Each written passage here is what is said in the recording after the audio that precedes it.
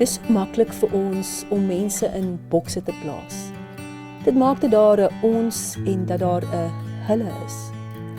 Ons is gemaklik met ons groepie mense en wil nie sommer met ander assosieer nie. Inteendeel, ons voel soms so ongemaklik met mense waarmee ons nie identifiseer nie. Ons voel veilig met ons groepie. Ons verstaan mekaar, want ons is dalk dieselfde ouderdom of het dieselfde belangstellings. Hulle wat so anders as ons is, verstaan ons groepie nie sommer. Maar wanneer 'n mens 'n paar vrae begin vra, kom ons agter dat ons soms meer in gemeen het met mense as wat ons dink. Vrae soos, wie was die klas nar? Ewe skielik identifiseer ons met 'n nuwe groep mense. Lag ons saam met mense wie ons gedink het ons niks meer in gemeen gehad het nie.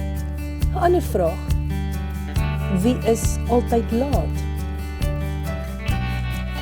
Ons verstaan mekaar, want ons weet hoe dit voel om altyd laat te wees. Nog 'n vraag, almal wat tattoos het. Ewe skielik identifiseer jy met iemand waarvan jy dalk nie eens gehou het nie. Miskien 'n vraag waarmee jy sal kan identifiseer. Hulle wat alleen voel.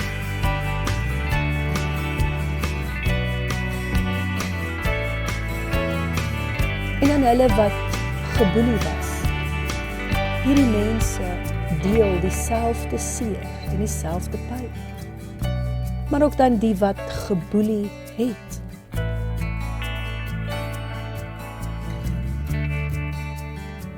Dan die mense wat op die oomblik verlief is. Om te sê ek weet hoe jy voel. Ek voel dieselfde.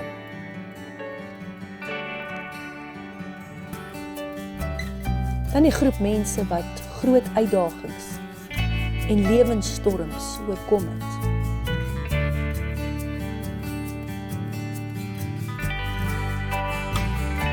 Dan die wat bly is omdat hulle 'n span een of ander beker gewen het. Almal vol vreugde omdat hulle deel is van 'n wenspan. En dan 'n besondere groep mense. Hulle wat die kankerpad gestap het. Wat weet hoe dit voel om deur so 'n siektestorm te loop. Hulle wat deur die seer nie pyn is. Hulle wat gedink het dit sal nooit met my gebeur nie. Maar die pad noodgedwonge moes gestap het.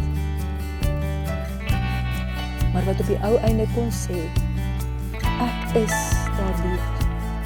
En met genade het ek kanker oorwin.